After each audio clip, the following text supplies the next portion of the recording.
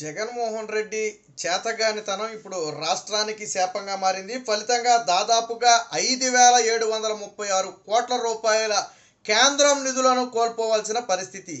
JJM machine మనందరికీ తెలుసు, దేశవ్యాప్తంగా కూడా అమలు చేస్తున్నటువంటి పథకం. జల్ జీవన్ మిషన్ ప్రతి ఇంటికి కూడా ఆ త్రాగునీరు అందించాలనే ఉద్దేశంతో కేంద్ర ప్రభుత్వం ప్రవేశపెట్టినటువంటి పథకం ఇది. దీనికి దాదాపుగా 15,300 కోట్ల రూపాయల అంచనాతో ఆంధ్రప్రదేశ్కి ప్రాజెక్టును కేటాయించింది. దీనికి 50% నిధులను రాష్ట్ర ప్రభుత్వం కేటాయించాల్సి ఉంటుంది. అంతే మొత్తంలో కేంద్ర ప్రభుత్వం కూడా నిధులు విడుదల చేస్తుంది. అంటే మనం ₹1 జమ చేస్తే కేంద్ర ప్రభుత్వం కూడా ₹1 మనకి ఇస్తుంది. ఈ విధంగా మనం జమ చేసినటువంటి నిధులకు సమాంతరంగా ఆ జల్ జీవన్ మిషన్లో భాగంగా ఆ కేంద్రం కూడా నిధులు విడుదల చేస్తుంది. కానీ జగన్మోహన్ రెడ్డి మొదటి నుంచి కూడా ఈ జల్ జీవన్ మిషన్కు సంబంధించినటువంటి నిధులను వినియోగించుకోవడంలో ఉదాసీనంగా వ్యవహరిస్తూనే ఉన్నాడు. మొదటగా 10,200 కోట్ల రూపాయలకు పనులు చేయడానికి కేంద్ర ప్రభుత్వం నుంచి అనుమతి తెచ్చుకున్నాడు. కానీ రాష్ట్ర ప్రభుత్వ వాటాను కూడా దానికి కలపాలి. సింగిల్ నోడల్ ఏజెన్సీ అకౌంట్ ఒకటి ఉంటుంది. అందులో మనం డబ్బులు జమ చేసిన తర్వాత మనం ఎంత మొత్తం అయితే జమ చేసామో అంతే మొత్తంలో తిరిగి కేంద్ర ప్రభుత్వం కూడా జమ చేస్తుంది. అప్పుడు పనులు అనేది ప్రారంభించబడతాయి. కానీ జగన్మోహన్ రెడ్డి మొదటి నుంచి కూడా ఈ రాష్ట్ర ప్రభుత్వం జమ చేయాల్సిన నిధులను జమ చేయకపోవడంతో కేంద్ర ప్రభుత్వం తాము ఇవ్వాల్సిన నిధులను పక్కన పెడుతుంది. వాస్తవానికి ఇది ఏ ఏడాది కానీ ఆ ఏడాది నిధులు వినియోగించుకోవాలి, లేకపోతే ఆ నిధులు అనేది నిర్వీర్యంగా మారిపోతాయి. కానీ ఇక్కడ 2022-23లో ఆ నిధులు వినియోగించుకోలేకపోయాం, మాకు మరొక అవకాశం ఇవ్వాలని చెప్పి కేంద్ర ప్రభుత్వాన్ని జగన్మోహన్ రెడ్డి కోరితే కేంద్ర ప్రభుత్వం పెద్ద మనసు చేసుకుని ఆ నిధులు ఈ నిధులు కలిపి మళ్ళీ 2024లో అవకాశం ఇచ్చింది. ఇచ్చినప్పటికీ కూడా అప్పుడు కూడా జగన్మోహన్ రెడ్డిలో తీరు మారలేదు. మళ్ళీ రాష్ట్ర ప్రభుత్వం ఇవ్వాల్సినటువంటి వాటా ఇవ్వకపోవడంతో మళ్ళీ ఆ నిధులు కూడా పక్కదారి పెట్టేసి, అంటే ఆ నిధులు కేంద్ర ప్రభుత్వం ఇవ్వాల్సిన నిధులు పక్కన పెట్టాల్సిన పరిస్థితి వచ్చింది. ఈ విధంగా జగన్మోహన్ రెడ్డి 5,736 కోట్ల రూపాయలను అయితే వదులుకోవాల్సి వచ్చింది. వాటా నిధులు ఇవ్వకపోవడంతో కోల్పోయిన రాష్ట్రం ఇంతకీ 15,300 కోట్ల రూపాయలతో ఏపీకి కేంద్ర ప్రభుత్వం అనుమతినిస్తే జగన్మోహన్ రెడ్డి వినియోగించుకున్న మొత్తం నిధులు 4,200 కోట్లు మాత్రమే. అందులో ఇంకా 1,200 కోట్ల రూపాయలు కాంట్రాక్టర్లకు జగన్మోహన్ రెడ్డి బకాయిలు ఉన్నాడు. సో ఈ నేపథ్యంలో కాంట్రాక్టర్లు బిల్లులు చెల్లించలేదని తదుపరి పనులు మొత్తం కూడా మధ్యలో వదిలేసిన పరిస్థితి. దీని మీద కేంద్ర ప్రభుత్వం కూడా నిలదీసింది. ఎందుకు కాంట్రాక్టర్లకు చెల్లించాల్సిన బిల్లులు మీరు చెల్లించలేదని చెప్పి. ఎందుకంటే ఇందులో కేంద్ర ప్రభుత్వ బాధ్యత కూడా ఉంది కాబట్టి, వాళ్ళ పార్ట్నర్షిప్ కూడా ఉంది కాబట్టి ఖచ్చితంగా పనులు జరగకపోయినా, పనుల్లో లోపాలున్నా కేంద్ర ప్రభుత్వం జోక్యం చేసుకుంటుంది. అలాగే కాంట్రాక్టర్లకు బిల్లులు చెల్లించకపోవడం వల్లే మధ్యలో పనులు నిలిచిపోవడం వల్ల ఈ విషయంలో కూడా జోక్యం చేసుకున్నప్పటికీ రాష్ట్ర ప్రభుత్వం మాత్రం మొద్దు నిద్ర వెళ్ళలేదు. ఇతర రాష్ట్రాలన్నీ కూడా ఈ జేజేఎం నిధులు, ఏదైతే జల్ జీవన్ మిషన్కి సంబంధించిన నిధులు ఉన్నాయో వాటిని ఎక్కువ మొత్తంలో రాష్ట్రానికి తెచ్చుకుని అంతే మొత్తంలో వాళ్ళు కూడా నిధులు కేటాయించి పనులు చేయించుకునే పరిస్థితి. కానీ జగన్మోహన్ రెడ్డి ఇందుకు భిన్నంగా కేంద్ర ప్రభుత్వమే మనకు నిధులు కేటాయించి మీ నిధులు ఇవ్వండి అయ్యా బాబు అని మొత్తుకున్న జగన్మోహన్ రెడ్డి మాత్రం నిధులు ఇచ్చే పరిస్థితి లేదు. పోనీ జగన్మోహన్ రెడ్డి మర్చిపోయాడు అనడానికి ప్రతి సందర్భంలో కూడా కేంద్ర ప్రభుత్వం ఈ జేజేఎం నిధులకు సంబంధించి గుర్తు చేస్తూనే ఉంది. జలజీవన్ మిషన్కి సంబంధించి నోడల్ ఖాతాలో మేము మొత్తం జమ చేయండి, మేము కూడా నిధులు విడుదల చేస్తాం, మీ రాష్ట్రంలో పనులు చేపట్టండి అని చెప్పి పదే పదే చెబుతున్న పరిస్థితి. ఎందుకంటే కేంద్ర ప్రభుత్వం కూడా దీన్ని దేశవ్యాప్తంగా పకడ్బందీగా అమలు చేయాలనేది దాని ఉద్దేశం.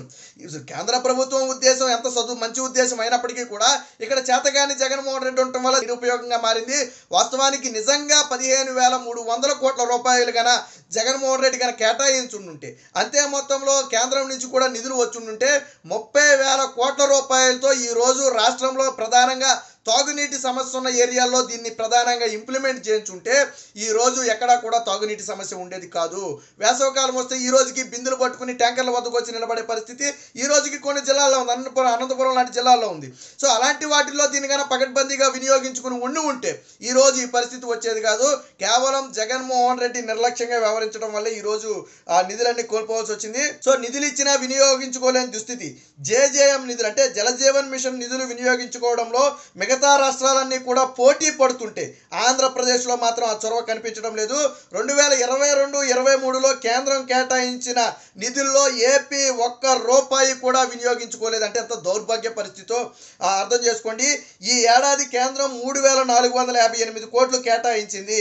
కానీ రాష్ట్రం వాటా ఇవ్వకపోవడంతో కేంద్రం ఆ నిధులు మొత్తాన్ని కూడా పక్కన పెట్టింది. మొదటి విడత నిధులు సింగిల్ నోడల్ అకౌంట్లో రాష్ట్రం జమ చేస్తే తమ వాటా నిధులు ఇస్తామని కేంద్రం కేంద్రం చెప్పినా పట్టించుకున్న దిక్కే లేదు. అంటే చూడండి 2022-23లో 3458 కోట్లు కేంద్ర ప్రభుత్వం విడుదల చేసి నిధులు సిద్ధంగా పెడితే రాష్ట్ర ప్రభుత్వం ₹1 వినియోగించుకోలేదు. అంటే రాష్ట్ర ప్రభుత్వం ఇవ్వాల్సిన వాటాలో ₹1 కూడా ఇవ్వకపోవడంతో ఆ నిధులు మొత్తం కూడా వృధాగా పోయాయి. 2 ఏళ్ల నిధులు ఒకేసారి ఇచ్చినా మళ్ళీ అదే నిర్లక్ష్యం. వివిధ కారణాలతో 2022-23లో నిధులు వినియోగించుకోలేకపోయామన్న రాష్ట్ర ప్రభుత్వ విజ్ఞప్తి మేరకు కేంద్రం ఆ ఏడాది నిధులతో పాటు 23-24కు కలిపి 6530 కోట్లు కేటాయించింది. వీటి వినియోగంలో కూడా రాష్ట్ర ప్రభుత్వం చొరవ చూపలేదు. తొలుత తన వాటాగా 793 కోట్లు విడుదల చేయడంతో ఈ ఏడాది మార్చి చివరి నాటికి కేంద్రం కూడా అంతే విడుదల చేసింది. అంటే జగన్మోహన్ రెడ్డి 2 ఏళ్లకు సంబంధించి 6530 కోట్లు కేంద్ర ప్రభుత్వం కేటాయిస్తే జగన్మోహన్ రెడ్డి కేవలం 793 కోట్లు మాత్రమే కేటాయిస్తే అంతే మొత్తంలో కేంద్రం ₹1 ఇస్తే ₹1 ఇస్తే, ₹2 ఇస్తే ₹2 ఇస్తుంది కేంద్రం. అంతే మొత్తంలో కేంద్రం ఇచ్చింది. మిగతా నిధులు కూడా మేము కేటాయిస్తాం, రాష్ట్ర ప్రభుత్వ వాటాను ఇవ్వాలి అని చెప్పి పదే కేంద్రం విజ్ఞప్తి చేసినప్పటికీ కూడా మరి జగన్మోహన్ రెడ్డి దగ్గర డబ్బులు లేకో ఏం సరివో మనకైతే తెలియదు, కానీ ఆ నిధులు అయితే కేటాయించలేదు. దీంతో 2 ఏళ్లకు కేంద్రం కేటాయించిన మొత్తం 5736 కోట్ల రూపాయలను కోల్పోవాల్సి వచ్చింది. ఎందుకంటే ఆల్రెడీ 793 కోట్లు వాడాడు కాబట్టి అవి పక్కన పెడితే మిగతా నిధులు కూడా కోల్పోవాల్సి వచ్చింది.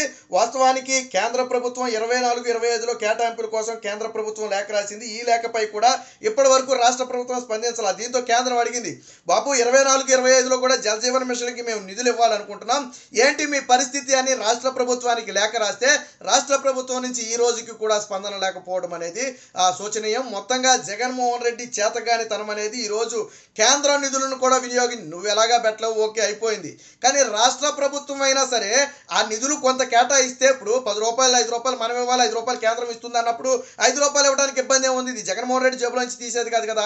13 లక్షల కోట్ల రూపాయలు అప్పు చేసినప్పుడు 15,000 కోట్ల రూపాయలు జల్ జీవన్ మిషన్కి కేటాయించడంలో ఇబ్బంది ఏముంది? అది కూడా త్రాగునీటి సమస్య పూర్తిగా తీరుతుందన్న అవకాశం ఉన్నప్పుడు, కేంద్రమే కొంత నిధులు ఇస్తున్నప్పుడు వాటిని సద్వినియోగం చేసుకోవాలి. కానీ జగన్మోహన్ రెడ్డి ఆ తెలివి కూడా లేదు. అంటే ఈయన ₹1 కూడా ఇచ్చే పరిస్థితి లేకపోవడంతోనే ఈరోజు ఆ కేంద్ర నిధులు దాదాపుగా 5736 కోట్ల రూపాయలు కోల్పోవాల్సి వచ్చింది. ఇవి మొత్తం కూడా జల్ జీవన్ మిషన్కు గన కేటాయించి ఉంటే ఈ రోజు రాష్ట్రంలో ఆ తాగునీటి సమస్య దాదాపుగా తీరిపోయే పరిస్థితి.